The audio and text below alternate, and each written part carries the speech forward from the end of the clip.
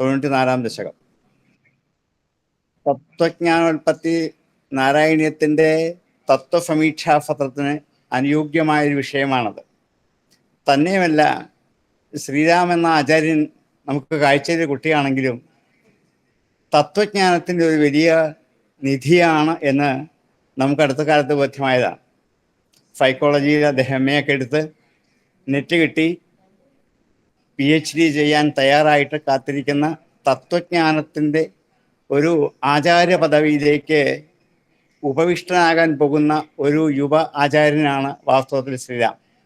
ഗുരുവായൂരാണ് താമസമെങ്കിലും ഗുരുവായൂരപ്പൻ്റെ സാന്നിധ്യം കൊണ്ട് നിരന്തരമായി സത്രവേദികളിലും സപ്താഹവേദികളിലും തൻ്റെ പ്രഭാഷണ ചാതുരി പ്രകടിപ്പിക്കുകയും ശാന്തമായ ഭാഷയിൽ സ്വരത്തിൽ മനോഹരമായി തത്വജ്ഞാനത്തെ നാരായണീയത്തിൽ നിന്നും അരിച്ചൂട്ടിയെടുത്ത് നമുക്ക് തരാൻ കെൽപ്പുള്ള ഒരാചാര്യനാണ് നമുക്ക് കിട്ടിയിരിക്കുന്നത്. അതുകൊണ്ട് എല്ലാ വർഷവും നമ്മുടെ കൂടെ തന്നെ എപ്പോഴുമുള്ള ശ്രീരാമനെ വളരെ വിനയപൂർവ്വം സന്തോഷത്തോടെ ഭക്തിയാദര പരസ്പരം ഈ സത്രവേദിയിലേക്ക് സന്തോഷപൂർവ്വം സ്വാഗതം ചെയ്യട്ടെ. എല്ലാവർക്കും നന്ദി, നമസ്കാരം. തുടങ്ങിക്കോളൂ ശ്രീ.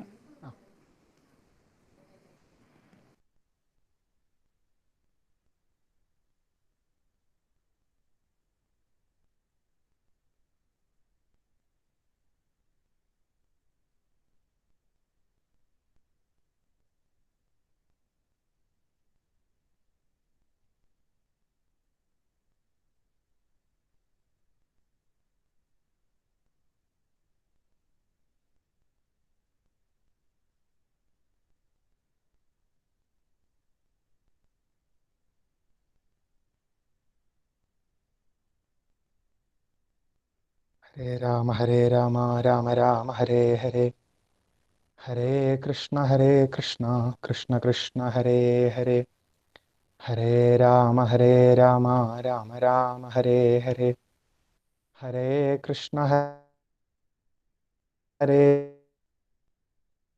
കൃഷ്ണ ഹരേ ഹരേ, ഹരേ രാമ രാമ ഹരേ ഹരേ, ഹരേ കൃഷ്ണ കൃഷ്ണ ഹരേ ഹരേ, ഹരേ രാമ രാമ ഹരേ ഹരേ, ഹരേ കൃഷ്ണ കൃഷ്ണ കൃഷ്ണ ഹരേ ഹരേ, ഹരേ രാമ രാമ ഹരേ ഹരേ, ഹരേ കൃഷ്ണ കൃഷ്ണ കൃഷ്ണ ഹരേ ഹരേ. യോഗീന്ദ്രാണാം ത്വദംഗേഷ്വധികസുമധുരം മുക്തിഭാജാം നിവാസോ, ഭക്താനാം കാമവരിഷദ്യുതരുകിസലയം നാഥ തേ പാദമൂലം, നിത്യം ചിത്തസ്ഥിതം മേ പവനപുരപതേ കൃഷ്ണ കാരുണ്യസിന്ധോ, ഹൃത്വാ നിശ്ശേഷതാപാൻ പ്രദിശതു പരമാനന്ദസന്തോഹലക്ഷ്മീം.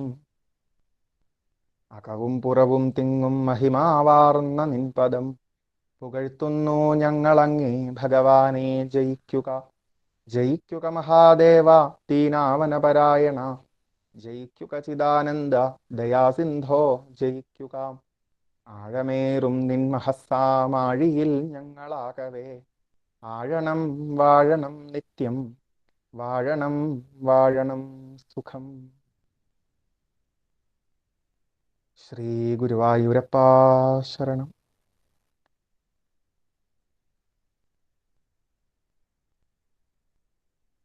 സർവത്ര ഗോവിന്ദനാമ സങ്കീർത്തനം, ഗോവിന്ദ ഗോവിന്ദ. എല്ലാവർക്കും നമസ്കാരം. ഈ വേദിയിൽ ശ്രീമന്നാരായണീയത്തിലെ 94-ാമത്തെ ദശകത്തെ പറ്റിയാണ് കുറച്ച് സമയം പ്രഭാഷണം ചെയ്യുന്നത്. ഇവിടെ നേരത്തെ വിശ്വനാഥൻ സാറ് പറഞ്ഞതുപോലെ തത്വജ്ഞാനോൽപ്പത്തി എന്നാണ് ആ ദശകത്തിന് പൊതുവെ പേര് കൊടുക്കുന്നത്. നമ്മുടെ കയ്യിലുള്ള നാരായണീയ ഗ്രന്ഥങ്ങളൊക്കെ നോക്കിക്കഴിഞ്ഞാൽ അങ്ങനെയാണ് പേര് കൊടുത്ത് കാണുക.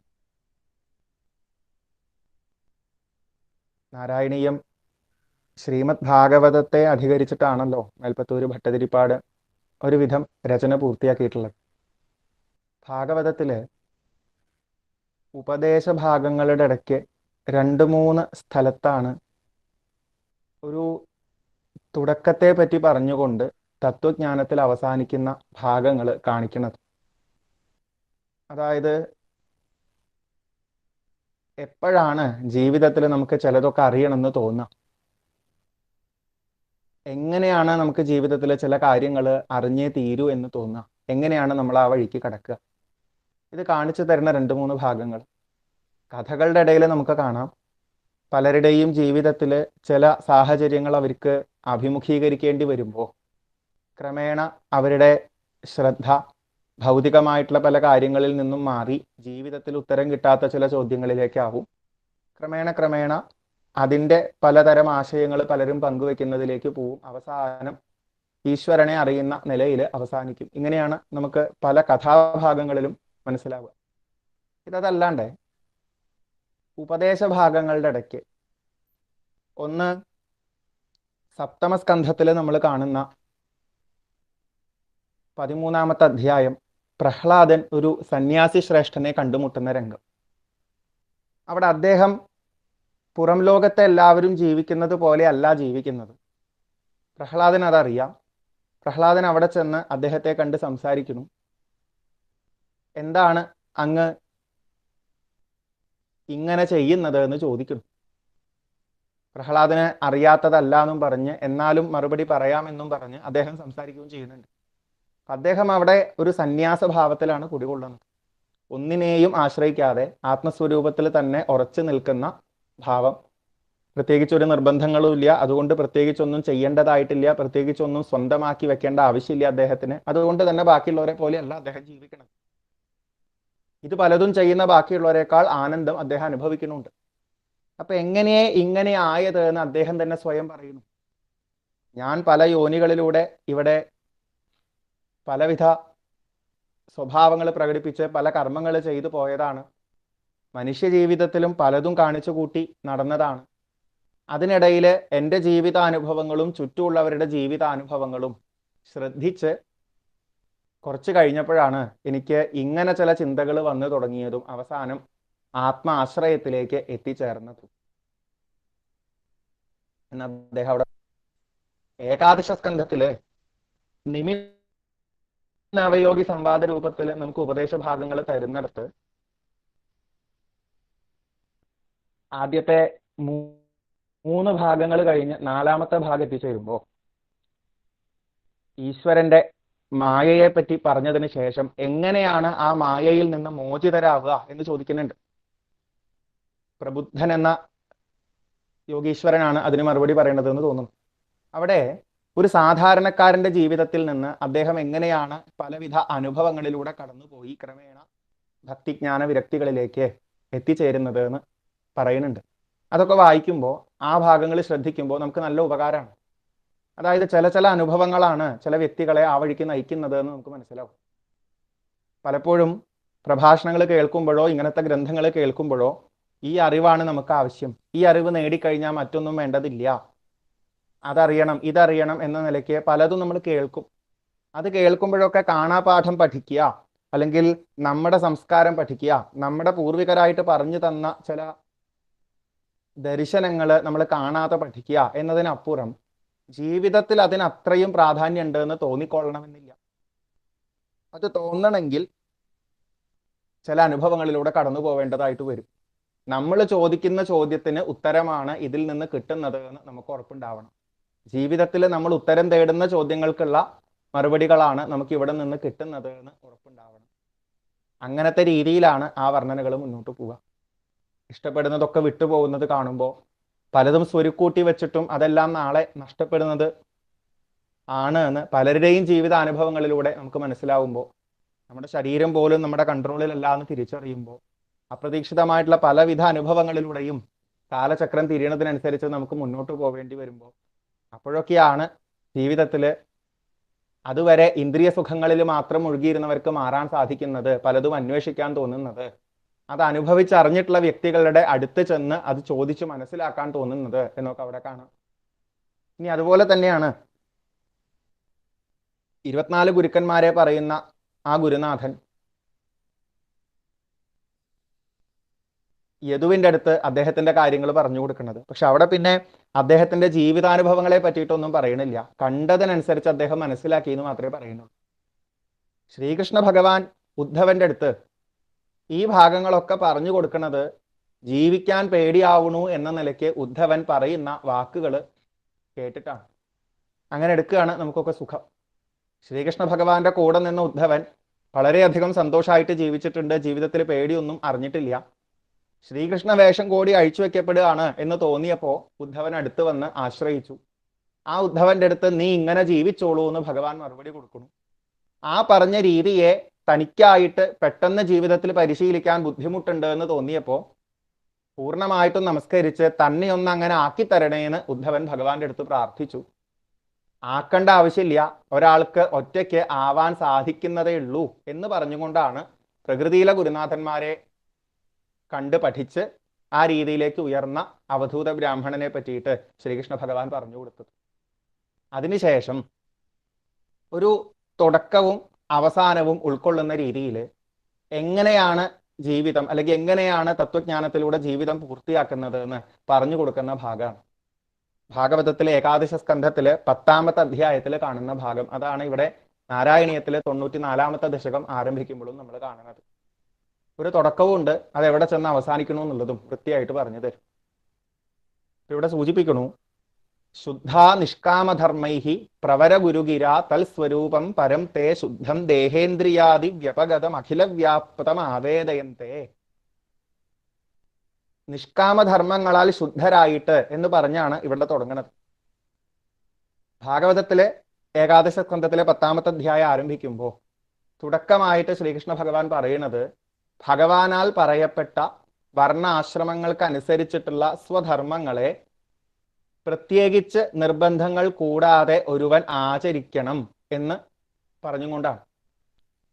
ഇത് പറയുമ്പോൾ തന്നെ ആ സ്റ്റെപ്പ് പോലും നമുക്ക് തുടങ്ങാൻ പറ്റുന്ന ഒരു സ്റ്റെപ്പല്ല എന്ന് ചിലപ്പോൾ തോന്നും. കാരണം ഭാഗവതത്തിലാണെങ്കിൽ അകാമാത്മാ എന്ന് പറയുന്നു, ഇവിടെയാണെങ്കിൽ നിഷ്കാമധർമ്മൈഹി എന്നും പറയുന്നു. ഈ നിഷ്കാമഭാവമാവുക, അകാമാത്മാവാവുക എന്ന് പറഞ്ഞാൽ എളുപ്പമല്ല. അതായത് അവനവന്റെ ഉത്തരവാദിത്തങ്ങൾ ജീവിതത്തിൽ ചെയ്യുമ്പോൾ അവന് നമുക്ക് വലിയ പ്രതീക്ഷകളൊന്നും വേണ്ട,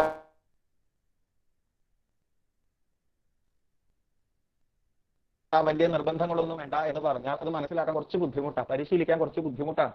പ്രത്യേകിച്ചും ഇന്നത്തെ ജീവിതം, ഇന്നത്തെ സമൂഹം നമ്മളും കുറെ പ്രതീക്ഷകളും വെച്ചുകൊണ്ട് ജീവിക്കാൻ വേണ്ടിയിട്ടാണ്. അപ്പൊ എങ്ങനെയാ അത് സാധിക്കുക? ഭാഗവതത്തില് ആ ഭാഗത്ത് ഒരു 4-5 ശ്ലോകം അടുപ്പിച്ച് കാണാം. ആദ്യമേ ചിലപ്പോ അകാമാത്മാവാൻ സാധിച്ചോളണം എന്നില്ല. ആദ്യം ഇപ്പൊ ജീവിതത്തില് നമ്മൾ ജനിച്ചു വീണ സ്ഥലത്ത് നമ്മുടെ അച്ഛനെയും അമ്മയെയും കുടുംബത്തിന്റെ സാഹചര്യങ്ങളും അതുപോലെ ചുറ്റുമുള്ള പല കാര്യങ്ങളും നമ്മുടെ ശരീരത്തിന്റെ പ്രത്യേകതകൾ നമുക്ക് കിട്ടിയിട്ടുള്ള പല കഴിവുകൾ ഇതിനൊക്കെ അനുസരിച്ച് ജീവിതത്തോട് ഇഷ്ടവും തോന്നാം, ചിലപ്പോൾ ജീവിതത്തിൽ പലവിധ വിഷമങ്ങളും തോന്നാം. എന്നാലും കുറച്ചൊക്കെ മോഹങ്ങളോട് കൂടിയാണ് നമ്മൾ ജീവിക്കുക. ഓരോന്ന് ചെയ്യുമ്പോൾ ഒരു മകനോ മകളോ ആയിട്ട്, സഹോദരനോ സഹോദരിയോ ആയിട്ട്, ഭാര്യയോ ഭർത്താവോ അച്ഛനോ അമ്മയോ ഒക്കെ ആയിട്ട് ജീവിക്കുമ്പോൾ നമുക്ക് നമ്മുടേതായിട്ടുള്ള പല മോഹങ്ങളും ഉണ്ടാവും. ആ ആഗ്രഹങ്ങളൊക്കെ വെച്ചിട്ടാണ് നമ്മുടെ ഉത്തരവാദിത്തങ്ങൾ എന്ന് പറയുന്നതൊക്കെ നമ്മൾ ചെയ്യാം.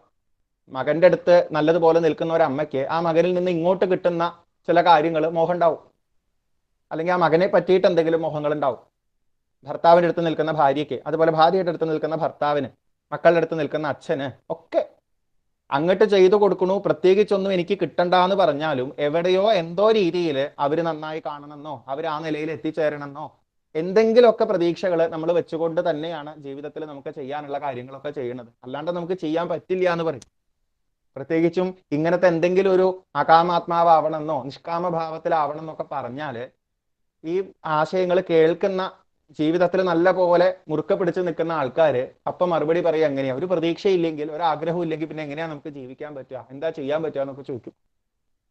പക്ഷേ ശ്രീകൃഷ്ണ ഭഗവാൻ അത് വൃത്തിയായിട്ട് ഭാഗവതത്തില് പറഞ്ഞതായിട്ട് കാണാം. അവിടെ പറയണത് ചുറ്റും നോക്കൂ, ജീവിതത്തിൽ എന്താണ് പലവിധ മോഹങ്ങളും പ്രതീക്ഷകളും വെച്ച് ജീവിക്കുന്നവർക്ക് സംഭവിക്കുന്നത്. നമ്മുടെ മനസ്സാണ്. ഒരിത്തിരി മോഹത്തിന് എപ്പോഴെങ്കിലും ഒന്ന് വഴി തുറന്നു കൊടുത്താൽ മതി, പിന്നെ അത് എങ്ങോട്ടാ പോവാന്ന് പറയാൻ പറ്റില്ല, തൃപ്തി ഉണ്ടാവില്ല, എത്ര കിട്ടിയാലും മതിയാവില്ല, എന്തൊക്കെ സംഭവിച്ചാലും ജീവിതത്തിൽ മതി എന്നുള്ളൊരു തോന്നലുണ്ടാവില്ല. ഇല്ലാത്തത് ആലോചിച്ച് എന്നും വിഷമാവാണ്, ശരിയാവാത്തത് ആലോചിച്ച് പലപ്പോഴും പരാതികളാണ്, വിചാരിച്ച പോലെ നടന്നില്ലെങ്കിൽ സങ്കടമാണ്, മറ്റു പലരുമാണ് അതിന് കാരണം എന്ന് ചിന്തിച്ച് ദേഷ്യം വരും, പലരെയും ചിലപ്പോൾ അതിക്രൂരമായിട്ട് ഉപദ്രവിക്കാൻ വരെ നമുക്ക് തോന്നിയെന്ന് വരും. പല കളവുകളും ചതികളും ഒക്കെ ചെയ്യേണ്ടി വരുന്നത് ഈ മനസ്സിൽ നിർബന്ധങ്ങള്, വാശികള്, മോഹങ്ങള്, പ്രതീക്ഷകളൊക്കെ വരുന്നത് കൊണ്ടാണ്. അതിനനുസരിച്ചേ എൻ്റെ ജീവിതം പോകാൻ പാടുള്ളൂ എന്ന് നമുക്ക് തോന്നുന്നത് കൊണ്ടാണ്. പക്ഷെ അവിടെ ഭഗവാൻ സൂചിപ്പിക്കുന്നത് ഇതാണ്, നല്ല രീതിയിൽ ചുറ്റും നോക്കുക, പലരുടെയും ജീവിതത്തെ ഒന്ന് ശ്രദ്ധിക്കുക. എത്രയോ ഉദാഹരണങ്ങൾ നമുക്ക് കാണാം ഓരോരുത്തരുടെ ജീവിതത്തിലും. എങ്ങനെയൊക്കെ എന്തൊക്കെ പ്രതീക്ഷകൾ വെച്ച് എല്ലാവരും ജീവിച്ചാലും ശരി, എല്ലാറ്റിനും മാറ്റം ഉണ്ടാവുന്നുണ്ട്. കാലചക്രം തിരിയുമ്പോൾ ഓരോന്നും നിലനിൽക്കണതല്ല എന്ന് നമുക്ക് മനസ്സിലാവുന്നുണ്ട്. അന്വീക്ഷേത വിശുദ്ധാത്മാ ദേഹിനാം വിഷയാത്മനാം ഗുണേഷു തത്വധ്യാനേന സർവാരംഭ വിപര്യം എന്ന് ശ്രീകൃഷ്ണ ഭഗവാൻ അവിടെ പറയുന്നത് കാണാം. പക്ഷേ അങ്ങനെയൊന്നും മനസ്സിലാക്കാറാവണമെങ്കിലും ഒരിത്തിരി എവിടെയോ ചില ചിട്ടകൾ ആവശ്യമുണ്ട്. അതുകൊണ്ടാണ് ഭഗവാനാൽ പറയപ്പെട്ട കാര്യങ്ങൾ ആദ്യം ഭംഗിയായിട്ട് ചെയ്തു പോകണമെന്ന് പറയുന്നത്. അതായത് കാരണവന്മാരായിട്ട് നമുക്ക് കാണിച്ചു തന്നിട്ടുള്ള പരമ്പരകളായിട്ട് നമുക്ക് വരുന്ന ചില ജീവിത ചിട്ടകൾ ഉണ്ടാവുമല്ലോ, കുറച്ച് നല്ല നല്ല ആചാരങ്ങൾ ഉണ്ടാവുമല്ലോ, അത് ജീവിതത്തിൽ ചെയ്തു തുടങ്ങുക ആദ്യം മുതൽക്ക്. അങ്ങനെ ചെയ്ത് മുന്നോട്ട് പോകുമ്പോൾ ക്രമേണ നമുക്ക് ചുറ്റും നോക്കി ഇങ്ങനത്തെ ചില പാഠങ്ങൾ ഉൾക്കൊള്ളാനും സാധിക്കും. ഒരു സ്വപ്നം പോലെയുള്ളൂ ജീവിതത്തിലെ പല അനുഭവങ്ങളും. നമ്മൾ എത്ര കണ്ട് അതെല്ലാം നിത്യമാണെന്ന് വിശ്വസിച്ചാലും നമ്മുടെ കൂടെയുള്ള ബന്ധങ്ങൾ, നമ്മുടെ ഈ ശരീരത്തിനുള്ള എന്തെങ്കിലും പ്രത്യേകതകൾ, നമ്മുടെ കയ്യിൽ നമ്മുടേത് എന്ന് പറഞ്ഞാൽ നമ്മൾ വെച്ചിട്ടുള്ള പല സ്വത്തുക്കൾ, ഇതിനൊക്കെ എപ്പോൾ വേണമെങ്കിലും വിട്ടുപോവാവുന്ന ആയുസ് മാത്രമേ ഉള്ളൂ. എപ്പോൾ വേണമെങ്കിലും നമ്മളെ വിട്ടുപോവാവുന്ന ബന്ധം മാത്രമാണ് ഇതൊക്കെ. അത് മനസ്സിലാക്കണം. അത് മനസ്സിലാക്കി വരുമ്പോൾ പിന്നെ നമുക്ക് ചെയ്യുന്നതൊക്കെ നിഷ്കാമധർമ്മങ്ങളായിട്ട് ചെയ്യാൻ പറ്റും. ഈ ഒരു ജീവിത സാഹചര്യത്തോട് പൊരുത്തപ്പെടും. ചെയ്യാനുള്ള കാര്യങ്ങൾ ഇങ്ങനെയൊക്കെ ഇവിടെ ഓരോരുത്തരും ജനിച്ച് ജീവിച്ച് മരിച്ചു പോകുന്നതിന് എല്ലാത്തിനും ആധാരമായ ഒരു ഈശ്വരനെ ആശ്രയിച്ചും കൊണ്ട് നമുക്ക് ചെയ്തു പോവാനായിട്ട് തോന്നും. പ്രത്യേകിച്ച് നിർബന്ധങ്ങളൊന്നും ഉണ്ടാവില്ല. നമ്മൾ ചെയ്യുന്നതിൽ തന്നെ നമ്മൾ തൃപ്തരാണ്, കൃതാർത്ഥരാണ്. എന്താണ് ഫലം കിട്ടണത് എന്ന് നമ്മൾ നോക്കുന്നുണ്ടാവില്ല. ആ സ്റ്റെപ്പിലൂടെ കടന്നു പോകുമ്പോഴാണ് പലതും നേടിയെടുക്കാനുള്ള പ്രവൃത്തികൾക്കും അപ്പുറത്ത് യമനിയമാദികളെയൊക്കെ കുറച്ച് ആശ്രയിക്കാനായിട്ട് നമുക്ക് തോന്നുക എന്നും ശ്രീകൃഷ്ണ ഭഗവാൻ പറയുന്നു. നമുക്ക് അത് കിട്ടണം ഇത് കിട്ടണം എന്നതിനേക്കാൾ അപ്പുറം മനസ്സിനെ സ്വസ്ഥമാക്കി നിർത്താനും പല കാര്യങ്ങളും പഠിക്കാനൊക്കെയാണ് താല്പര്യം ഉണ്ടാകുന്നു. അങ്ങനെ പറഞ്ഞിട്ടൊന്നും കിട്ടണമെന്നില്ല. വെറുതെ എല്ലാവരോടും ദേഷ്യപ്പെടേണ്ടെന്ന് തോന്നും, ആർക്കും പ്രയോജനം ഉണ്ടാവണില്ല. മറ്റുള്ളവരുടെ ജീവിതം കണ്ട് അസൂയപ്പെടേണ്ടെന്ന് തോന്നും, കാരണം അതുകൊണ്ട് ഒരു പ്രയോജനം ഉണ്ടാവണില്ല. അപ്പൊ കുറച്ച് ക്ഷമയും സഹനശക്തിയും ദയയും സ്നേഹവും തൃപ്തിപ്പെടലും ഒക്കെ നമ്മൾ ശീലിച്ചു വരും. അങ്ങനെ പോകുന്ന ഒരു വ്യക്തിയാണ് ക്രമേണ ഒരു പ്രവരനായ ഗുരുനാഥന്റെ അടുത്തേക്ക് എത്തിച്ചേരുന്നത്, അല്ലെങ്കിൽ എത്തിച്ചേരേണ്ടത്. മേൽപ്പത്തൂര് പിന്നെ വർണ്ണിക്കുന്നത് ആ സ്റ്റെപ്പാണ്. പ്രവരനായ ഗുരുനാഥന്റെ അടുത്ത് എത്തിച്ചേരുന്നു. പ്രവരൻ എന്ന വാക്കാണ് അദ്ദേഹം ഉപയോഗിച്ചത്, ഏറ്റവും ശ്രേഷ്ഠൻ എന്ന അർത്ഥത്തിൽ. ഭാഗവതത്തിലാണെങ്കിൽ നമുക്ക് കാണാം ശ്രീകൃഷ്ണ ഭഗവാൻ പറയുന്നത് മദഭിജ്ഞം ഗുരും ശാന്തം ഉപാസീത മദാത്മകം. ഭഗവാനെ നല്ലതുപോലെ അറിഞ്ഞിട്ടുള്ള, ഈ ജീവിതത്തെ നല്ലതുപോലെ അറിഞ്ഞിട്ടുള്ള ശാന്തനായിരിക്കുന്ന ഒരു ഗുരുനാഥനെ വേണം ആശ്രയിക്കാൻ. അനുഭവസ്ഥനാവണം എന്താണ് ഈ ജീവിതം എന്നുള്ളത്, എന്താണ് ഇതിന്റെ രഹസ്യം എന്നുള്ളത്. അങ്ങനെയുള്ള ഗുരുനാഥനെ വേണം നമ്മൾ ആശ്രയിക്കാൻ. അങ്ങനെ ആശ്രയിക്കുന്ന സമയത്താണ് ആ ഗുരുനാഥന്റെ വാക്കുകളിലൂടെ നമുക്ക് ചിലത് അറിയാനായിട്ട് സാധിക്കുക. എന്താ അറിയാനായിട്ടുള്ളത്? എന്താ ഏറ്റവും അവസാനം അറിയാനായിട്ടുള്ളത്? അതിവിടെ പറയുന്നു, തേ പരം സ്വരൂപം. ഭഗവാനെ അവിടുത്തെ സ്വരൂപം എന്ന് പറയാണ് മേൽപ്പത്തൂര്. അതും ശുദ്ധം ദേഹേന്ദ്രിയാദിവ്യപഗതം അഖില വ്യാപ്തം ആവേദയന്തെ. ദേഹേന്ദ്രിയാദികൾക്കും അപ്പുറത്തുള്ള, അതായത് നമ്മൾ ഇത്തരത്തിൽ അന്വേഷിച്ച് ചെല്ലുന്ന ഒരു ശിഷ്യൻ, ആ ശിഷ്യന് ഗുരുനാഥൻ പറഞ്ഞു തരുന്ന വാചകമാണ് സത്യമായുള്ളത് അല്ലെങ്കിൽ നിത്യമായുള്ളത് ഈ ദേഹമല്ല, പലവിധ ഇന്ദ്രിയ ഘടകങ്ങളും അല്ല, പലവിധ സങ്കല്പങ്ങളോ അഭിമാനങ്ങളോ ഒന്നുമല്ല. അതിനപ്പുറത്ത് ശുദ്ധമായിരിക്കുന്ന, എല്ലാറ്റിലും വ്യാപിച്ചിരിക്കുന്ന ഒന്നാണ്. അതാണ് ഈശ്വരൻ. അത് തന്നെയാണ് നമ്മുടെയും യഥാർത്ഥ സ്വരൂപം. അത് മാത്രമാണ് നിത്യമായുള്ളത് എന്ന് അവിടുന്ന് അറിയാനായിട്ട് സാധിക്കും. അതേസമയം നാനാത്വ സ്ഥൗല്യ കാർഷ്യാദിതു ഗുണജ വപുസ്സംഗതോധ്യാസിതം തേ വഹ്നേർ ദാരുപ്രഭേദേഷ്വിവ മഹദണുതാദീപ്തതാ ശാന്തതാദി എന്ന് പറയുന്നു. മനസ്സിലാക്കാൻ ഒരു ചെറിയ ഉദാഹരണം കൂടിയും അവിടെ ഉപയോഗിക്കുന്നത് ഇതാണ്. ഭാഗവതത്തിൽ കാണുന്ന അതേ ഉദാഹരണമാണ് മേൽപ്പത്തൂര് ഇവിടെയും പറഞ്ഞിരിക്കുന്നത്. അതായത് പലതായി നമ്മൾ കാണുന്നത് എപ്രകാരമാണെന്ന് ചോദിച്ചാൽ, അഗ്നി വിറകുകളിൽ നമ്മൾ കാണുമ്പോൾ ചിലപ്പോ വിറകിന്റെ ആകൃതിക്കനുസരിച്ച് അഗ്നിക്ക് ഒരു ആകൃതി തോന്നാം. വിറകിന്റെ വലിപ്പത്തിനനുസരിച്ച് അഗ്നി കുറേ ഉണ്ടെന്നും ചെറുതാവുമ്പോൾ ചിലപ്പോൾ ചെറുതാണ് കുറച്ചേ ഉള്ളൂ എന്നും തോന്നാം. നന്നായി ആളിക്കത്തുന്ന സമയത്ത്, അതും വിറകിനനുസരിച്ചാണ്, അഗ്നിക്ക് ദീപ്തത ഉണ്ട് എന്ന് തോന്നാം. അതേസമയം അധികം ആളിക്കത്താത്ത സമയത്ത് ശാന്തതയാണെന്ന് തോന്നാം. വാസ്തവത്തിൽ അഗ്നിക്ക് ഇങ്ങനെ എന്തെങ്കിലും വ്യത്യാസങ്ങൾ ഉണ്ടോ? ഇല്ല. വ്യത്യാസങ്ങൾ ഉള്ളതെല്ലാം ഈ വിറകുകൾക്കാണ്. ഇതുപോലെ ദേഹം മുതലായ കാര്യങ്ങൾക്ക് ഉണ്ടാവുന്ന മാറ്റങ്ങൾ വാസ്തവത്തിൽ ഇതിനെല്ലാം ആധാരമായ സത്യസ്വരൂപത്തിന് ഇല്ല, ആത്മസ്വരൂപത്തിന് ഇല്ല എന്ന് പറഞ്ഞു തരുന്നു. അതുണ്ട് എന്ന് തോന്നുന്നത് ഒരു തോന്നൽ മാത്രമാണ് എന്നും കൂടിയും പറയുക. ഇത് നമ്മളെ സഹായിക്കുന്നത് എങ്ങടാന്ന് ചോദിച്ചാൽ, മാറിക്കൊണ്ടിരിക്കുന്നതെല്ലാം നമ്മൾ കാണുന്നുണ്ട്. ഇതിനെല്ലാം ആധാരമായി മാറാതെ നിൽക്കുന്ന ഒരു ഈശ്വരഭാവം ഉണ്ട് എന്ന് പറഞ്ഞു തരുന്നു. അത് തന്നെയാണ് എനിക്കും ആധാരം എന്ന് പറഞ്ഞു തരുന്നു. എൻ്റെ പല ബന്ധങ്ങളും പോകുമ്പോൾ ഞാൻ പോയി എന്ന് എനിക്ക് തോന്നാറുണ്ട്. ജീവിതത്തിൽ ചിലത് നഷ്ടപ്പെട്ടു പോകുമ്പോൾ എനിക്കെല്ലാം നഷ്ടപ്പെട്ടു എന്ന് തോന്നാറുണ്ട്. നമ്മൾ പറയണ വാക്കുകളാണല്ലോ, എൻ്റെ ഒരു പാതി പോയി, എൻ്റെ ഒരു വലങ്കൈ പോയി, എൻ്റെ ഒരു ഇടങ്കൈ പോയി, എൻ്റെ ജീവിതം മുഴുവൻ നശിച്ചു, അങ്ങനെയൊക്കെ പറയണവരുണ്ട്. അതെല്ലാം പറയണത് എന്തുകൊണ്ടാ ചോദിച്ചാൽ, അങ്ങനെയുള്ള കുറെ ബന്ധങ്ങളിലോ കുറെ വസ്തുക്കളിലോ കുറെ സ്ഥാനമാനങ്ങളിലൊക്കെയാണ് ജീവിതം മുഴുവൻ എടുത്തു വെച്ചിരിക്കുന്നത് അങ്ങനെയുള്ളവർ. അപ്പൊ അവർക്ക് ഓരോ സമയത്ത് പകുതിയായിട്ട് പോണതായിട്ട് തോന്നും. ചില സമയത്ത് ഏതിനെയാണോ അവർ പൂർണ്ണമായിട്ടും ആശ്രയിച്ചിരിക്കുന്നത്, ആ ആശ്രയത്തിന് എന്തെങ്കിലും സംഭവിച്ചു എന്ന് തോന്നിക്കഴിഞ്ഞാൽ, അതാണ് ചിലതൊക്കെ കേൾക്കുമ്പോഴേക്കും പെട്ടെന്ന് തലകറങ്ങി പോണത്, ബോധം കെട്ട് പോണതൊക്കെ, പ്രഷർ ലോ ആവണതൊക്കെ അതുകൊണ്ടാണ്. കാരണം നമ്മൾ അതിനോടാണ് ചേർന്ന് നിൽക്കുന്നത്. അതില്ലെങ്കിൽ എനിക്ക് ജീവിതമില്ല, ഞാൻ അവിടെയാണ് ഇരിക്കുന്നത് എന്നാണ് നമ്മുടെ ഒരു വിശ്വാസം, നമ്മുടെ ഒരു ഉറപ്പ്. പക്ഷെ ഇവിടെ പറഞ്ഞു തരികയാണ്, അങ്ങനെ ചുറ്റുമുള്ളതൊക്കെ മാറുമ്പോഴും ഈ ജീവിതത്തിൽ എങ്ങനെയൊക്കെ എന്തൊക്കെ സ്ഥാനങ്ങൾ മാറിക്കഴിഞ്ഞാലും മാറാതെ നിൽക്കുന്ന ഒന്നുണ്ട്. അതാണ് വാസ്തവത്തിൽ നമ്മുടെ സ്വരൂപം. അങ്ങനെ ഒരു അഡ്രസ്സ് നമുക്കുണ്ട്, അല്ലെങ്കിൽ അങ്ങനെ ഒരു സ്ഥാനം നമുക്കുണ്ട്. ഒരിക്കലും എക്സ്പയർ ആവാത്ത, ഒരു തരത്തിലും ഒരു മാറ്റവും സംഭവിക്കാത്ത, ഒരു തരത്തിലും ചളി പിടിക്കാത്ത, ഒരു തരത്തിലും പഴകി പോവാത്ത, ഓരോ സമയത്തും ഉറച്ചു നിൽക്കുന്ന ഒരു ഭാവം നമ്മളിലൊക്കെയുണ്ട്. അതിനെ തിരിച്ചറിയാണ് വേണ്ടത്. അതാണ് ജീവിതത്തിൽ അറിയാനുള്ള ഏറ്റവും വലിയ അറിവ്. അതിവിടെ സൂചിപ്പിക്കുന്നു. ആചാര്യൻ, ശിഷ്യൻ,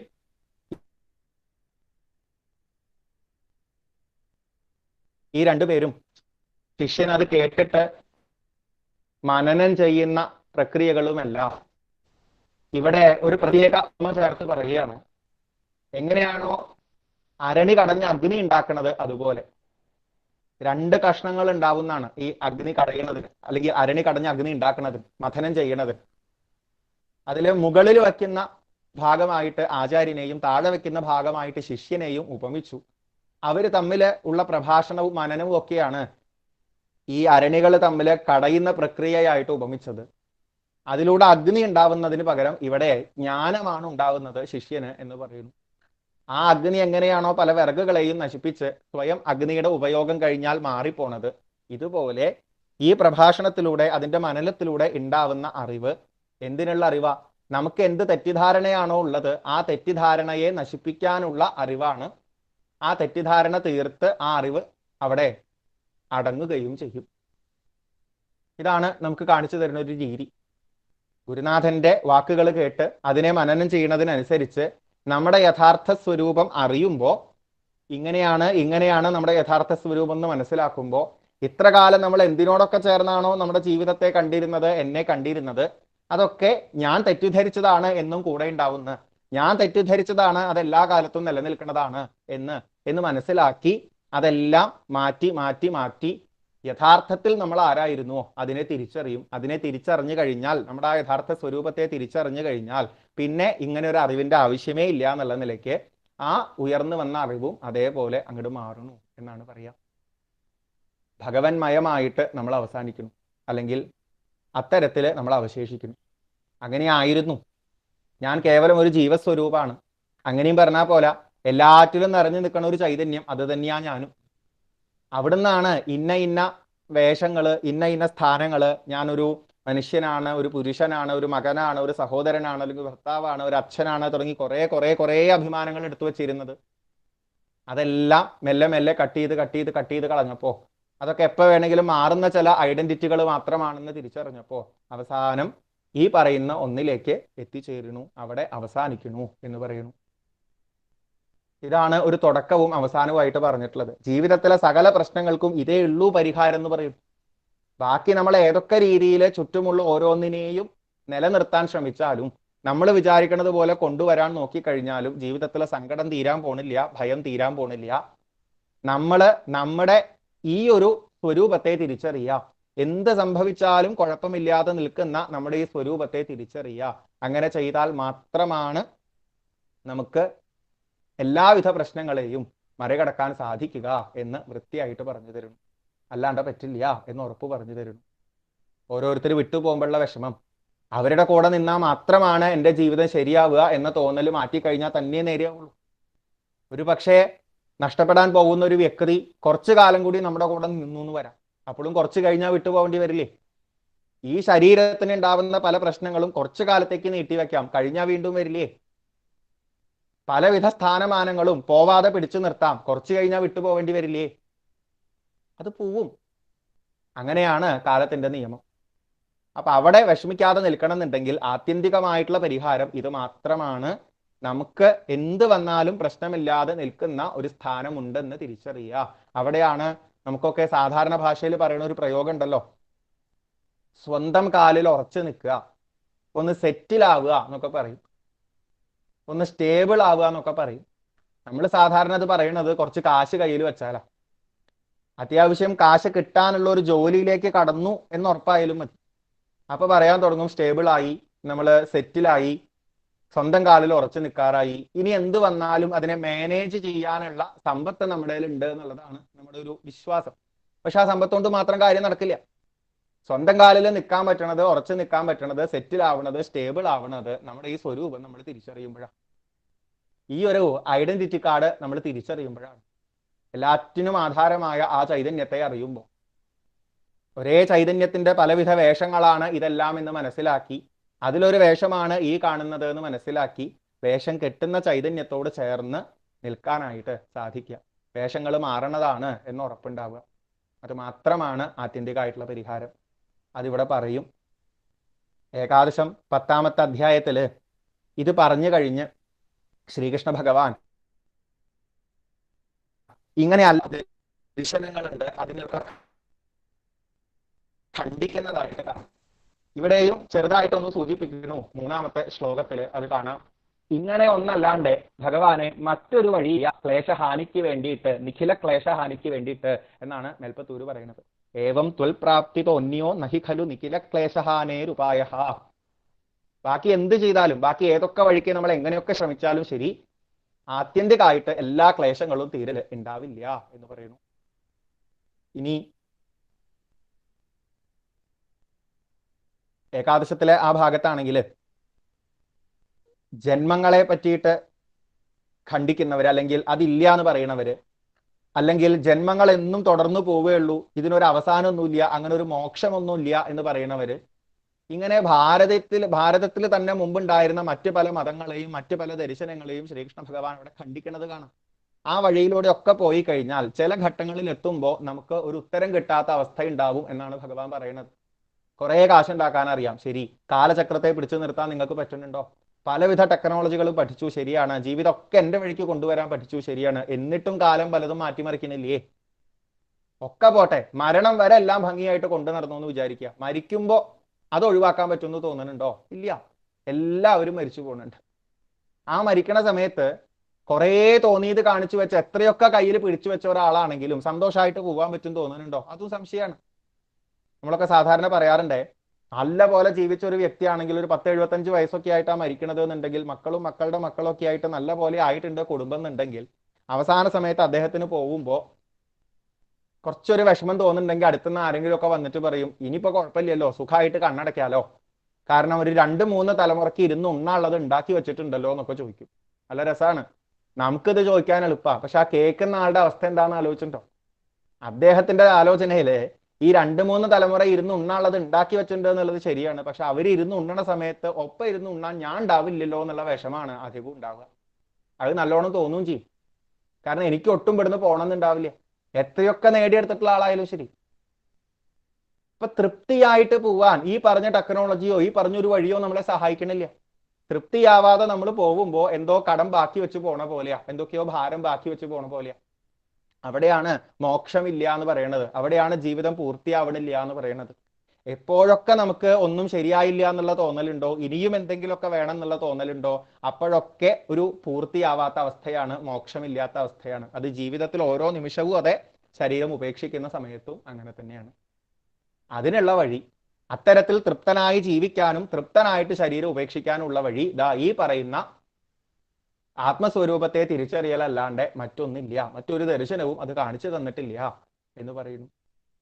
ഇന്ന് നമ്മൾ ഉപയോഗിക്കുന്ന ഒരു കോൺസെപ്റ്റ് ഒക്കെ പണ്ട് കുറേ മുമ്പ് ഭാരതത്തിൽ ഉണ്ടായിരുന്നതാണ്. ചില ആൾക്കാരുടെ ഇടയിൽ ഒറ്റ ജീവിതമേ ഉള്ളൂ, മരിക്കുമ്പോൾ കഴിഞ്ഞൊക്കെ, അതിനു മുമ്പ് തോന്നിയത് മുഴുവൻ ജീവിച്ചങ്ങോട്ട് സുഖമായിട്ട് പോവുക, ഇത് മാത്രം പറയുന്ന ആൾക്കാർ ധാരാളം ഉണ്ടായിട്ടുണ്ട്. പക്ഷെ അവിടെയും ശരീരം ഉപേക്ഷിക്കണ സമയത്ത് വിഷമുണ്ട്, പേടിയുണ്ട്, നമ്മൾ ഇല്ല എന്ന് വിചാരിക്കുകയാണ്. ഒരൊറ്റ ഇടിയോടുകൂടി ഒക്കെ അങ്ങോട്ട് പൊട്ടിത്തെറിച്ച് പോയി കഴിഞ്ഞാൽ ചിലപ്പോൾ വലിയ കുഴപ്പമില്ല എന്നൊക്കെ നമുക്ക് തോന്നും. പക്ഷെ ഏതെങ്കിലുമൊക്കെ നിമിഷത്തില്, ഒരു നിമിഷം ഒരു ഇത്തിരിയെങ്കിലും ഉള്ളില് ബാക്കിയുണ്ടല്ലോ പലതും എന്നുള്ളൊരു തോന്നൽ വന്നാൽ മതി. ഇനി ഇല്ലെങ്കിൽ തന്നെ പൂർത്തിയാക്കാണ്ട് സന്തോഷമായിട്ട് പൂർത്തിയാക്കാതെ വിട്ടുപോവേണ്ടി വരുന്ന ഒരു വ്യക്തി സമൂഹത്തിന് കുറച്ച് കടങ്ങൾ ബാക്കി വെച്ചിട്ടാ പോവുക. സന്തോഷാവാണ്ട് ജീവിക്കുന്ന ഒരു വ്യക്തി സമൂഹത്തിനൊരു ബാധ്യതയാണ് എപ്പോഴായാലും. അതേപോലെയാണ് സന്തോഷാവാണ്ട് ശരീരം ഉപേക്ഷിക്കുന്ന ഒരു വ്യക്തിയായാൽ. നേരെ മറിച്ച് ഈ ഒരു തിരിച്ചറിവോടുകൂടി നമ്മൾ തൃപ്തനായിട്ട് പോവുകയാണെങ്കിൽ സമൂഹത്തിന് കൊടുക്കാവുന്ന ഏറ്റവും വലിയ ഗുണം അതാണ്. മാത്രമല്ല, തൃപ്തനായിട്ട് നമുക്ക് ശരീരം ഉപേക്ഷിക്കാൻ പറ്റുകയാണെങ്കിൽ അതും ഈ സമൂഹത്തിന് കൊടുക്കുന്ന ഏറ്റവും വലിയൊരു ഗുണമാണ്, ഈ ലോകത്തിന് കൊടുക്കുന്ന ഏറ്റവും വലിയൊരു ഗുണമാണ്. നമ്മളെ ഓർത്ത് ലോകത്തിന് വിഷമം ഉണ്ടാവണില്ല, ഒരു കടവും നമ്മൾ ബാക്കി വെച്ചിട്ടില്ല, ഒരു കണക്കും ബാക്കി വെച്ചിട്ടില്ല. അങ്ങനെ പോവാൻ സഹായിക്കുന്നത് ഈ ഒരു ഉപായം മാത്രമാണ് എന്ന് ശ്രീകൃഷ്ണ ഭഗവാൻ ഉദ്ധവന്റെ അടുത്ത് പറഞ്ഞത് ദാ ഇവിടെ മേൽപ്പത്തൂരും ഓർത്തുകൊണ്ട് പറയുന്നു. രണ്ട് തരത്തിലും കൂടി സൂചിപ്പിക്കും. ഈശ്വരാശ്രയമായിട്ടുള്ള വഴി തെരഞ്ഞെടുത്ത് പലവിധ ആചാരാനുഷ്ഠാനങ്ങളും ചെയ്തു പോകുന്നവര്, അതിലൂടെ പലതും കിട്ടും എന്ന് വിശ്വസിച്ച് പോണവരുണ്ട്. ഈശ്വരനെ ആശ്രയിച്ചാൽ എന്റെ കാര്യം നേരെയാവും എന്ന് ചിന്തിച്ചു പോണവരുണ്ട്. അവരെ പറ്റി പറയണത് എന്താന്ന് വെച്ചാൽ, പലതും നേരെയാവാം, പക്ഷെ ആ നേരെയാക്കുന്നതിന് പോലും ഒരു ദിവസം എക്സ്പയർ ആവേണ്ടി വരും. നിത്യം എന്ന് പറയുന്നത് ഈശ്വരനോട് ചേർന്ന് നിൽക്കുന്ന ഭാവത്തിന് മാത്രമാണ്, അല്ലാണ്ട് ഇല്ല എന്ന് പറഞ്ഞു തരുന്നു. ഈശ്വരനെ ആശ്രയിച്ച് കിട്ടിയത് മുഴുവൻ പോവില്ല, കാരണം ബാക്കി എല്ലാ സാധനങ്ങളും പോകും. പോവാത്തത് ഈശ്വരൻ മാത്രമേ ഉള്ളൂ. ഈശ്വരനെ ആശ്രയിച്ച് ഈശ്വര അനുഗ്രഹത്തോട് കൂടി കിട്ടിയതിനാണെങ്കിൽ പോലും ഒരു ദിവസം പോവേണ്ടി വരും. അതാണ് ജീവിതത്തിന്റെ നിയമം. ഈ വേഷവും നമുക്ക് ഒരു ദിവസം അഴിച്ചു വെക്കേണ്ടി വരും. അപ്പൊ അങ്ങനെ നിന്നാൽ പോലും ഒരു ദിവസം അല്ലെങ്കിൽ ഒരു ഘട്ടത്തില് നമുക്ക് വീണ്ടും ആ സന്തോഷമൊക്കെ നഷ്ടപ്പെടുന്ന തലത്തിലേക്ക് ആവേണ്ടി വരാം എന്നാണ് സൂചിപ്പിക്കുന്നത്. അതൊരു വഴി. രണ്ടാമത്തെ വഴി, ഈശ്വരനെ ആശ്രയിക്കാണ്ട് കാലത്തിനെ ഒട്ടും പേടിയില്ലാണ്ട് കാലത്തിനെ വെല്ലുവിളിച്ചും കൊണ്ട് തോന്നിയ പ്രവൃത്തികൾ ചെയ്തു പോണ ആൾക്കാർ, അവരോ ഈ ചെയ്യുന്ന പ്രവൃത്തികളുടെ ഒക്കെ തിരിച്ചടികൾ പലതരത്തിലുള്ള നരകയാതനകളിലൂടെ അനുഭവിക്കേണ്ടി വരുന്നു. അവർക്കും ഒരു ഗതി നല്ല രീതിയിൽ ഉണ്ടാവണില്ല. സ്വർഗം കിട്ടിയാലും ശരി, നരകം കിട്ടിയാലും ശരി, രണ്ടിനും അവസാനമുണ്ട് എന്ന് പറയുകയാണ്. അല്ലെങ്കിൽ രണ്ടും നമുക്ക് ശാശ്വതമായ ഒരു തലം എത്തിച്ചു തരുന്നതല്ല എന്ന് പറയുകയാണ് അവിടെ ശ്രീകൃഷ്ണ ഭഗവാൻ ചെയ്യുന്നത്. അത് തന്നെ മേൽപ്പത്തൂരും ഇവിടെ എടുത്ത് പറയുന്നു. അത്തരത്തിൽ ഭഗവാനെ സ്തുതിക്കുന്നു. ത്വല്ലോകാത് അന്യലോകഃ കൊന്നു ഭയരഹിതോ യൽ പരാർദ്ധദ്വയാന്തേ ത്വദ്ഭീത സത്യലോകേപി ന സുഖവസതി പത്മഭൂ പത്മനാഭ എന്നൊരു പ്രയോഗം ഇവിടെ കാണാം. ഭഗവാനെ, അവിടുത്തെ ലോകമല്ലാതെ മറ്റൊരു ലോകവും ശാശ്വതമായതില്ല. അതായത് ഈശ്വരനെ അറിഞ്ഞാൽ ആ ഈശ്വരനോട് ചേർന്ന് നിൽക്കുന്ന അവസ്ഥയല്ലാണ്ട് മറ്റൊന്നും ഇവിടെ ശാശ്വതമായിട്ടില്ല എന്ന് പറയുകയാണ്. പത്മഭൂവായ ബ്രഹ്മാവ് പോലും പത്മനാഭനിൽ നിന്ന് ഭയപ്പെടുന്നു എന്നൊരു രസകരമായിട്ടുള്ള പ്രയോഗം മേൽപ്പത്തൂർ ഇവിടെ ചെയ്യുന്നുണ്ട്. പത്മത്തിൽ നിന്നുണ്ടായവനാണ് ബ്രഹ്മാവ്. പത്മം തന്നെ നാഭിയിലുള്ള ആളാണ് ഭഗവാൻ. പത്മം തന്നെ നാഭിയിലുള്ള ഭഗവാന് എന്നും നിലനിൽപ്പുണ്ട്. പക്ഷെ ആ പത്മത്തിൽ നിന്ന് വന്ന ബ്രഹ്മാവിന് പോലും ജീവിതത്തിൽ മാറ്റം ഉണ്ടാവും. നമ്മളൊക്കെ പത്മഭൂവിൽ നിന്നും വന്ന ആൾക്കാരാണെന്നേ പറയാൻ പറ്റും. നമുക്കൊക്കെ മാറ്റങ്ങളുണ്ട്. ഇതെല്ലാം മാറി മറിയണതാണ്. നിലനിൽപ്പ് പത്മനാഭനില് മാത്രമാണ് എന്ന് പറയുന്നു. അതിനെ തിരിച്ചറിയുക. ബാക്കി എല്ലാ വഴികളും പലതരത്തിലും പ്രശ്നങ്ങൾ ഉണ്ടാക്കുന്നതാണ് എന്ന് പറയുന്നു. മേൽപ്പത്തൂര് ചോദിക്കുകയാണ്, പത്മഭൂവായ ബ്രഹ്മാവിന് പോലും അങ്ങനെയാണ് അവസ്ഥ എന്നുണ്ടെങ്കിൽ പിന്നെ അധർമ്മത്തിലൂടെ പലതും നേടിയെടുത്തിട്ടുള്ള നരകയാതനകൾ അനുഭവിക്കേണ്ടി വരേണ്ട നിലയിൽ എത്തിച്ചേരുന്ന ആൾക്കാരുടെ കാര്യം പിന്നെന്താ പറയാനുള്ളത് എന്ന് ചോദിക്കുന്നു. എനിക്ക് അങ്ങനത്തെ പ്രശ്നങ്ങളൊന്നും ഉണ്ടാവാതെ പോകാൻ സാധിക്കണേ എന്ന് മേൽപ്പത്തൂർ അവിടെ പ്രാർത്ഥിക്കുന്നുണ്ട്. ഇത് ഏകദേശം ഭാഗവതത്തിലെ 10ാമത്തെ അധ്യായത്തിന്റെ അവസാനമാണ് എന്ന് പറയാം. വഴി എന്താണെന്ന് വൃത്തിയായിട്ട് പറഞ്ഞിട്ടുണ്ട്. ഇനി 11-ാമത്തെ അധ്യായത്തിൽ ഭാഗവതത്തിൽ കാണുന്ന ഭാഗമാണ് ഇവിടെ മേൽപ്പത്തൂര് ബാക്കി പറയുന്നത്. അവിടെ ഈ ഒരു തുടക്കം എങ്ങനെ വന്നു എന്നാണ്. അതായത് ഭഗവാന്റെ അടുത്ത് തന്നെയാണ് നമ്മുടെ യഥാർത്ഥ അഡ്രസ് എന്നുണ്ടെങ്കിൽ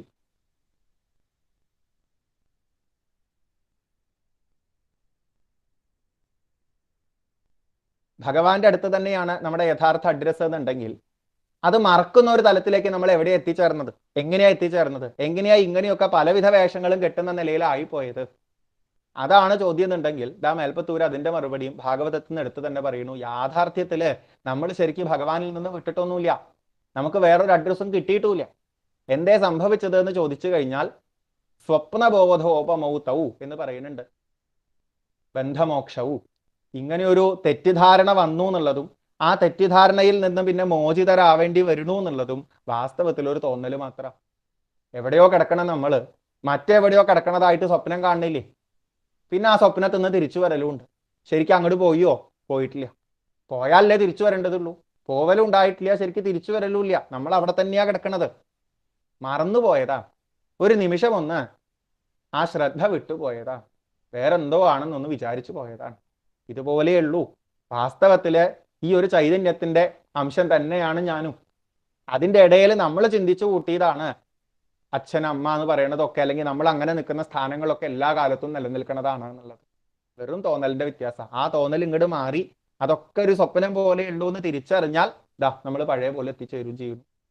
ജീവനും ഈശ്വരനും തമ്മിൽ വേറൊരു ഭേദവും ഇല്ല എന്ന് പറയാണ്. അല്ലെങ്കിൽ ബദ്ധനായിരിക്കുന്നവനും ജീവൻ മുക്തനായിരിക്കണവനും തമ്മിൽ ഇതാണ് വ്യത്യാസം എന്ന് കാണിച്ചു തരുന്നു. ഒരുവൻ സ്വന്തം നില തിരിച്ചറിഞ്ഞിട്ടുണ്ട്, മറ്റൊരുവൻ സ്വന്തം നില തിരിച്ചറിഞ്ഞിട്ടില്ല. ഒരു സ്വപ്നത്തിലൂടെയാണ് പോണത്. ജീവൻ മുക്തൻ താൻ ആരാണെന്ന നല്ല ബോധത്തോടെ പോണത് കൊണ്ട് ഒന്നും അദ്ദേഹത്തെ ബാധിക്കണില്ല.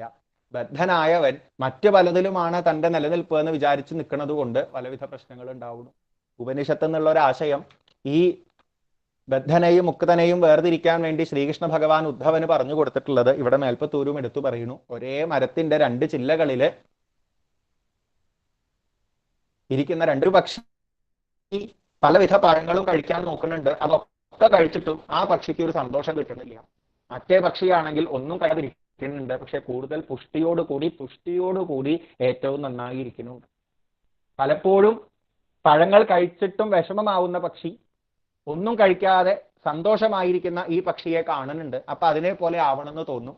കുറച്ചിങ്ങോട്ട് വരും, വീണ്ടും പഴയ പോലെ ആവും, കുറച്ചിങ്ങോട്ട് വരും, വീണ്ടും പഴയ പോലെ ആവും.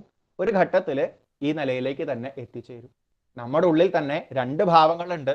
ഒന്ന് യഥാർത്ഥ സ്വരൂപം, ഇതിലൊന്നിലും എനിക്ക് ബന്ധമില്ലാതെ തിരിച്ചറിഞ്ഞ് ഇതൊന്നും ശാശ്വതമല്ല എന്ന് തിരിച്ചറിഞ്ഞ് നിൽക്കുന്ന ഭാവം. രണ്ട്, എവിടെയോ എല്ലാം നിത്യമാണെന്ന് തെറ്റിദ്ധരിച്ച് പലതിൻ്റെയും പിന്നാലെ പോയി വിഷമിക്കുന്ന ഭാവം. അവിടെ നിന്ന് ഇങ്ങോട്ടുള്ള തിരിച്ചറിവ്. ഇടയ്ക്കൊക്കെ ഒരു കണക്ഷൻ കിട്ടുന്നുണ്ട്, പെട്ടെന്ന് അത് നഷ്ടപ്പെട്ടു പോണു. അതൊന്ന് ഉറച്ചു കിട്ടുക മാത്രമേ ആവശ്യമുള്ളൂ. അതാണ് മേൽപ്പത്തൂരും പറയുന്നത്. പക്ഷെ ഇവിടെ സൂചിപ്പിക്കുകയാണ് വളരെ രസകരമായിട്ടുള്ളൊരാശയം.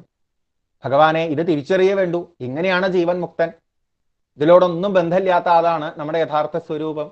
ഇതിങ്ങനെ പറഞ്ഞതുകൊണ്ട് മാത്രം എന്താ പ്രയോജനം എന്നാണ്. ജീവൻ മുക്തത്വം ഏവം വിധം ഇതി വചസ കിം ഫലം. ഇങ്ങനെ വെറും വാക്കുകൾ പറഞ്ഞതുകൊണ്ട് എന്താ പ്രയോജനം? ഏറ്റവും രസകരമായിട്ടുള്ള ആശയല്ലേ. നമ്മൾ ഇവിടെ ഇരുന്ന് ഇങ്ങനെ പറയുകയാണ് ഇതാണ് ജീവൻ മുക്തൻ, അല്ലെങ്കിൽ ഇങ്ങനെയാണ് ജീവൻ മുക്തി, ആത്മസ്വരൂപമാണ് നിത്യം എന്നൊക്കെ പറഞ്ഞ് നമ്മൾ ഇങ്ങനെ പറയണു കേൾക്കണു. ഇതിങ്ങനെ കാണാണ്ട് പഠിച്ചത് കൊണ്ട് എന്താ പ്രയോജനം? അശുദ്ധ മനസ്സായ ഒരാൾക്ക്, അശുദ്ധ ബുദ്ധിയായ ഒരാൾക്ക് ഒരിക്കലും ഇതിലേക്ക് ഉറയ്ക്കാനായിട്ട് സാധിക്കില്ല. അദ്ദേഹത്തിന്റെ ഉള്ളിൽ പിന്നെയും പലവിധ വാസനകളുണ്ട്, മറ്റ് പലവിധ സങ്കല്പങ്ങളും മോഹങ്ങളും ഒക്കെ ഉണ്ട്, മറ്റു പലവിധ ധാരണകളുണ്ട്.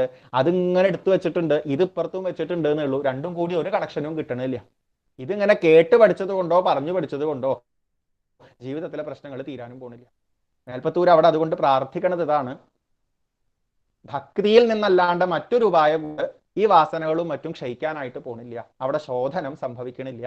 അതുകൊണ്ട് ഭഗവാനെ അവിടുത്തേല് സകല തരത്തിലുള്ള സമർപ്പണവും ചെയ്യുന്ന ഒരു ദൃഢമായ ഭക്തിഭാവം എനിക്ക് ഉണ്ടാവണേ എന്നാണ് മേൽപ്പത്തൂര് പ്രാർത്ഥിക്കുന്നത്.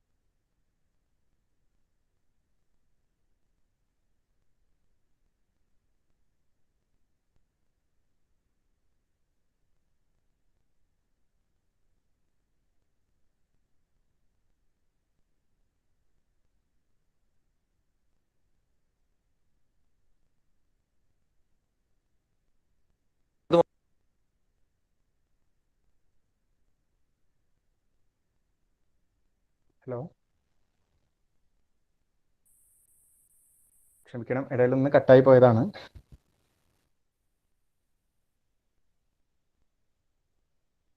എല്ലാവർക്കും നമസ്കാരം. അപ്പോൾ മേൽപ്പത്തൂര് പ്രാർത്ഥിച്ചത് ഇതാണ്: ഭക്തി ഉണ്ടെങ്കിൽ മാത്രമേ, ഈ പറയുന്ന വാക്കുകളൊക്കെ വെറുതെ കാണാണ്ട് പഠിച്ചത് കൊണ്ട് മാത്രം കാര്യമില്ല, ഭക്തി ഉണ്ടെങ്കിൽ മാത്രമേ അത് നിലനിൽക്കുള്ളൂ, അല്ലെങ്കിൽ അത് ഉറക്കുള്ളൂ എന്ന് പറഞ്ഞു തരികയാണ്. അതായത് ഉദ്ദേശിക്കുന്നത് എന്താ? ഓരോ ജീവിത വഴികളിലൂടെ കടന്നു പോകുമ്പോഴും, ജീവിതത്തിൽ ഓരോ കാര്യങ്ങൾ ചെയ്തു പോകുമ്പോഴും കൃത സകല പ്രാർപ്പണം ഭക്തിഭാരം എന്നാണ് മേൽപ്പത്തൂര് പറയുന്നത്. അപ്പൊ ഞാൻ എനിക്കുള്ള എല്ലാ ഉത്തരവാദിത്തങ്ങളും ചെയ്തു പോണ സമയത്തും, എൻ്റെ ഓരോ കാര്യങ്ങൾ ചെയ്തു പോണ സമയത്തും എനിക്ക് ഈ ഓർമ്മ ഉണ്ടാവണം, ഭഗവാനെ ഓർമ്മയുണ്ടാവണം. ആ ഓർമ്മ തന്നെയാണ് ഭക്തി. നിരന്തരമായ ഭഗവത് സ്മരണ തന്നെയാണ് ഭക്തി. വെറുതെ കാണാപ്പാഠം പഠിച്ചു വെക്കലല്ലാണ്ട് ജീവിതത്തിൽ ഓരോന്ന് ചെയ്യണ സമയത്തും ഈശ്വരനെ ഓർക്കാൻ സാധിക്കുക.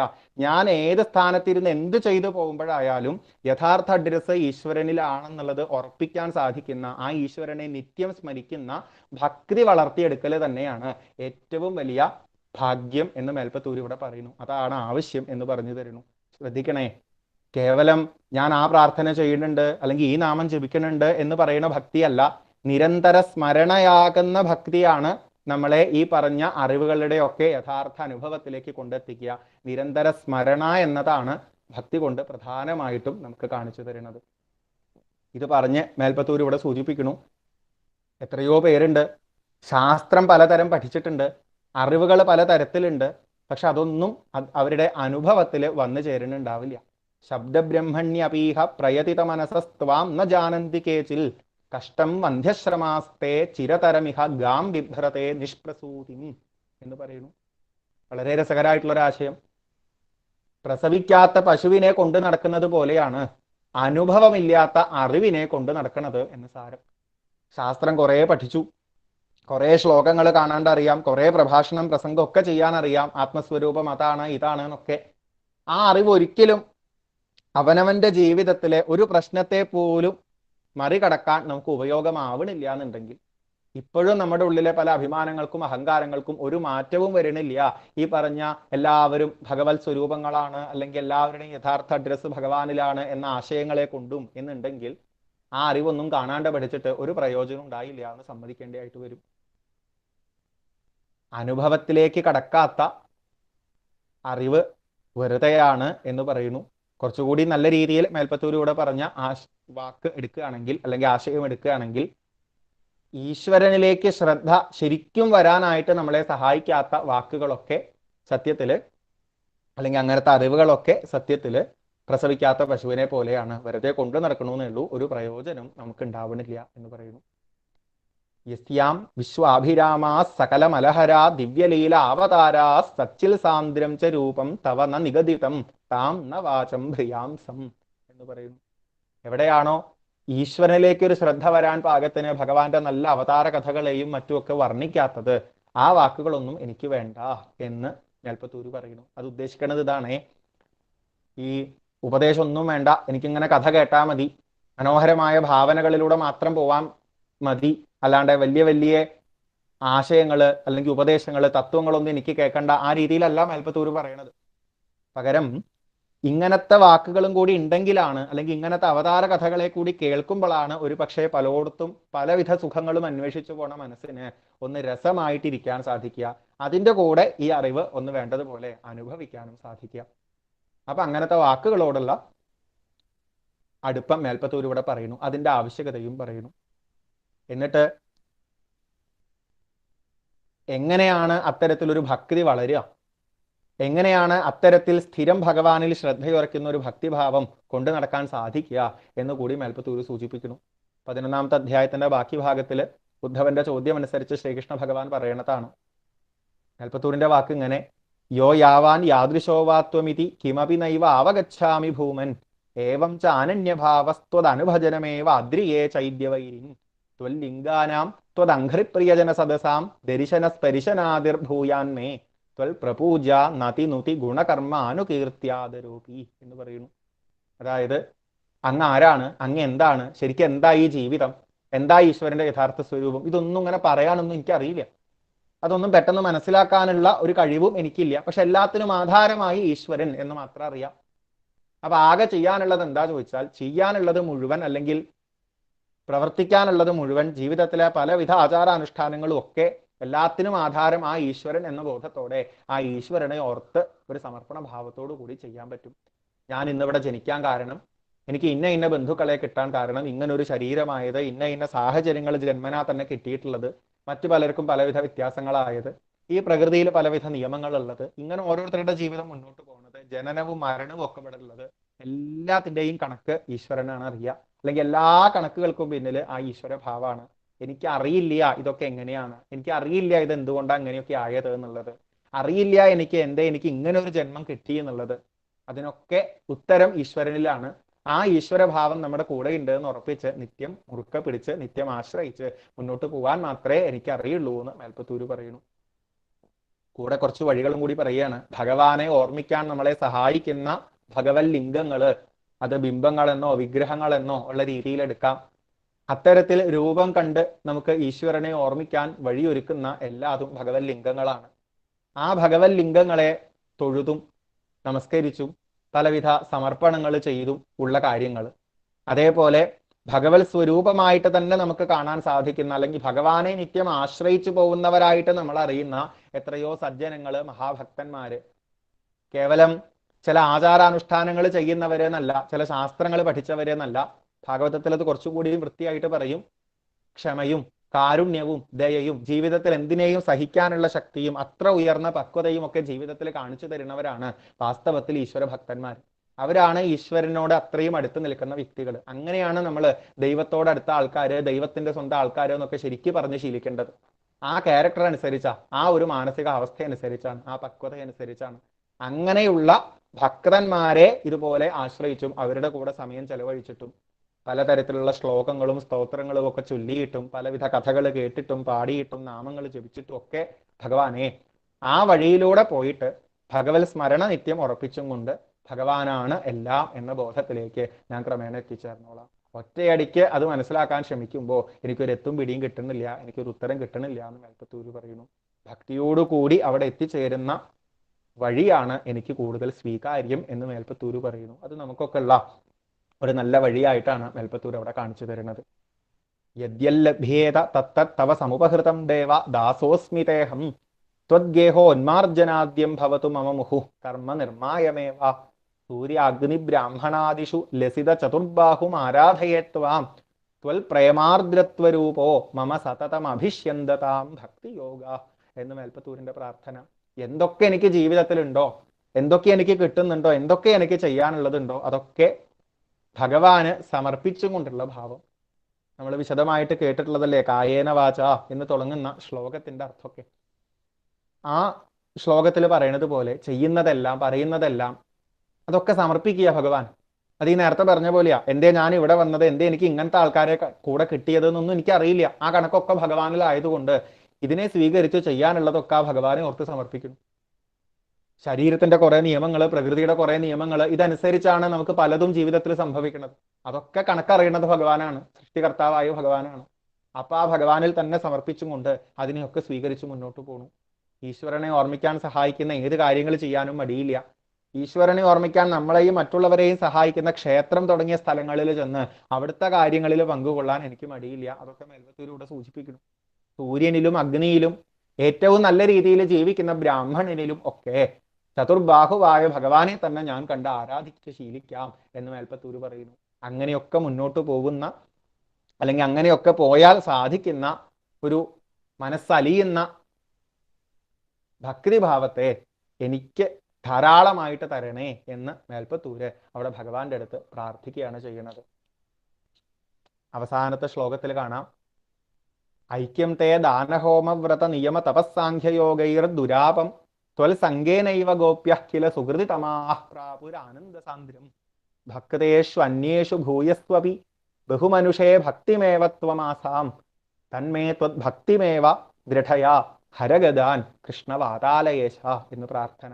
ഇത് 12ാമത്തെ അധ്യായത്തിന്റെ ചില ഭാഗങ്ങളെ ഒന്ന് ചുരുക്കിയിട്ടുള്ളതാണ്. ഭഗവാൻ ഈ പറയുന്ന സജ്ജനങ്ങളുടെ സംഘത്തിലൂടെ കുറെ നല്ല കർമ്മ അനുഷ്ഠാനങ്ങളിലൂടെ, ആചാര അനുഷ്ഠാനങ്ങളിലൂടെ ഭക്തി ഉണ്ടാവുന്ന വഴി ഉദ്ധവന് പറഞ്ഞു കൊടുത്തു കഴിഞ്ഞ് അവസാനം രഹസ്യമായിട്ട് ഉദ്ധവന്റെ അടുത്ത് പറയുകയാണ്, ഉദ്ധവ സത്സംഗമാണ് എല്ലാവരെയും നല്ല നിലയിൽ എത്തിച്ചേർക്കുന്നത്. അത് പറഞ്ഞുകൊണ്ട് ഭഗവാൻ അവിടെ ജീവിതത്തിലെ ആസുരിക യോനികളിൽ ജനിച്ചവരായിരുന്നെങ്കിൽ പോലും, പലവിധ സ്വഭാവങ്ങൾ അങ്ങനെ ഉള്ളവരായിരുന്നെങ്കിൽ പോലും, പലരുടെയും സംഘം കൊണ്ട്, നാരദ മഹർഷി തുടങ്ങിയ സജ്ജനങ്ങളുടെ സംഘം കൊണ്ടൊക്കെ വഴിമാറി ഈശ്വരനിലേക്ക് എത്തിച്ചേർന്ന കാര്യങ്ങളൊന്നും ഓർമ്മിപ്പിച്ചു. ഏറ്റവും അവസാനം എല്ലാവർക്കും മാതൃകയായി തീർന്ന വൃന്ദാവനത്തിലെ ഗോപികമാരെ പറ്റി കൂടി ഭഗവാൻ അവിടെ പറഞ്ഞു. ആരാ ഗോപികമാർക്ക് ഒരു നല്ല സജ്ജനമായിട്ട് കൂടെ ഉണ്ടായിരുന്നത്?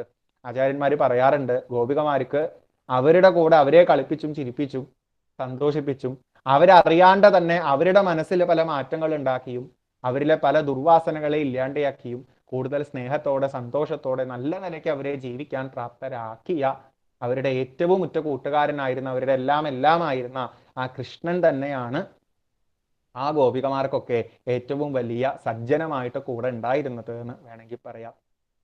ഇനി ഇവിടെ മേൽപ്പത്തൂരും അത് എടുത്തു പറയുന്നുണ്ട്. ത്വൽസംഗേനൈവ ഗോപ്യഹ കില സുഹൃതി തമാഹ പ്രാപുര ആനന്ദ സാന്ദ്രം. ഭഗവാനെ അവിടുത്തോടുള്ള സംഘത്തെ കൊണ്ട് തന്നെയാണ് ഗോപികളും അത്രയും സുഹൃതം ഉള്ളവരായതുകൊണ്ട് ആനന്ദ സാന്ദ്രം എന്ന ഭാവത്തെ അല്ലെങ്കിൽ അവിടേക്ക് എത്തിച്ചേർന്നത് എന്ന് പറയുന്നു. എളുപ്പമല്ല അങ്ങനെ ഒരാളെ ജീവിതത്തിൽ കൂടെ കിട്ടാനേ. എത്രയോ പേരുടെ കൂടെ നമ്മൾ ജീവിതത്തിൽ കൂടുന്നുണ്ട്.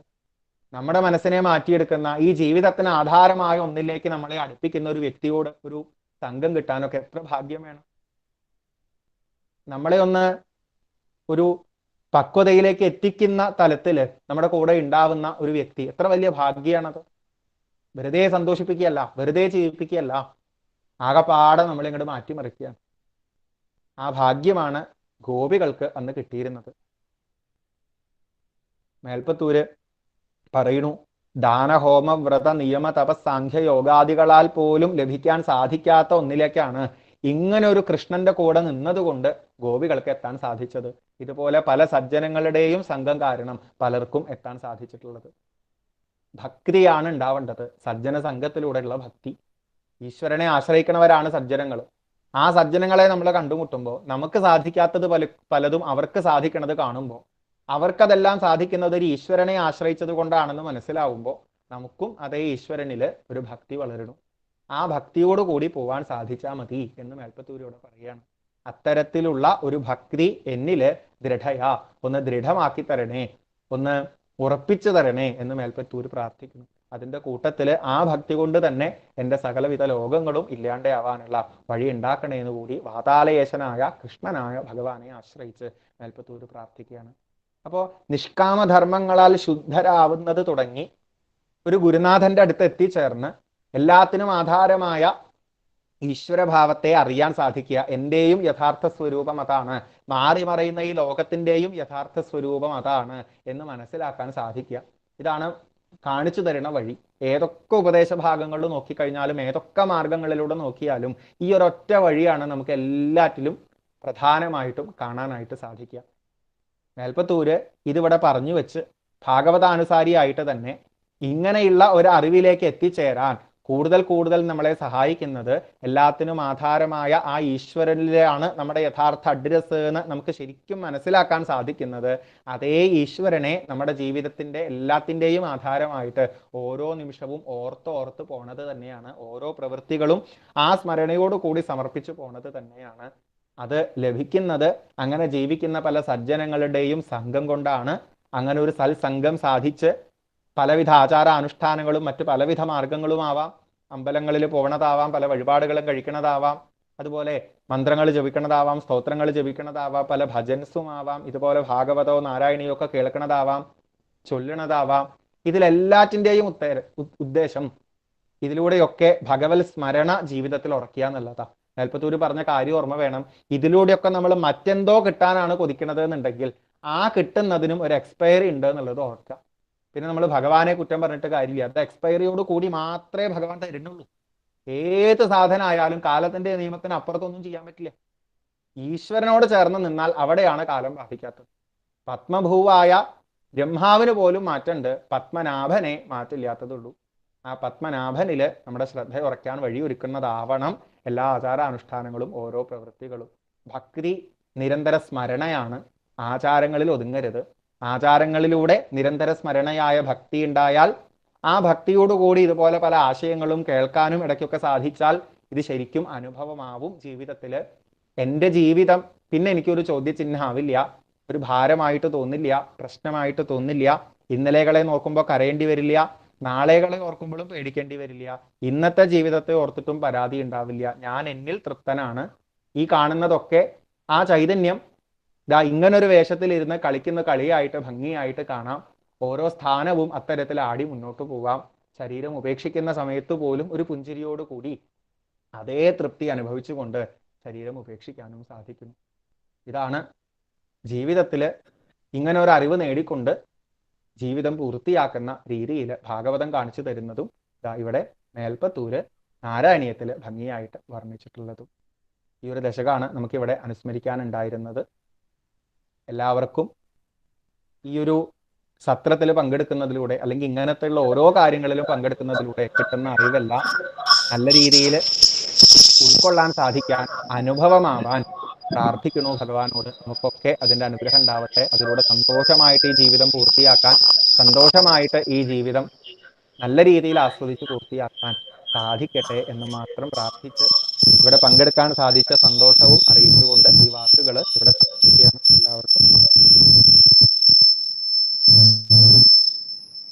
എല്ലാവർക്കും നമസ്കാരം.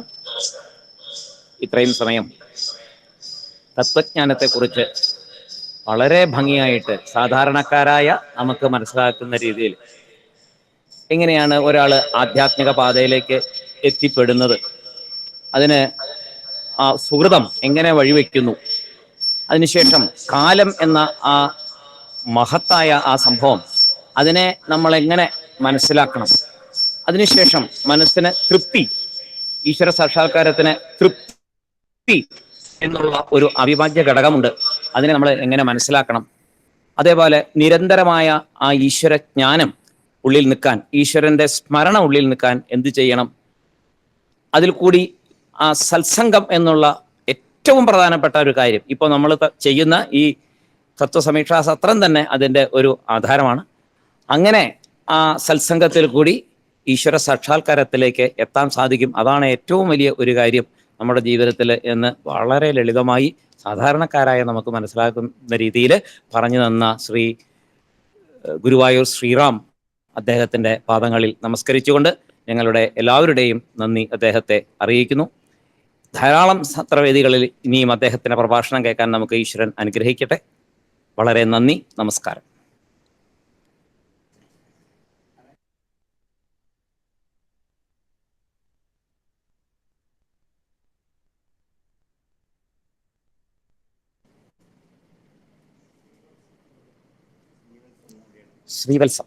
ശ്രീവത്സം മൂലയിടം. കൗസ്തുഭം ഉടനെ തന്നെ സത്രവേദിയിൽ നാരായണീയ പാരായണം. കൗസ്തുഭം മൂലയിടം അവരാണ് നാരായണീയം പാരായണം ചെയ്യുന്നത്.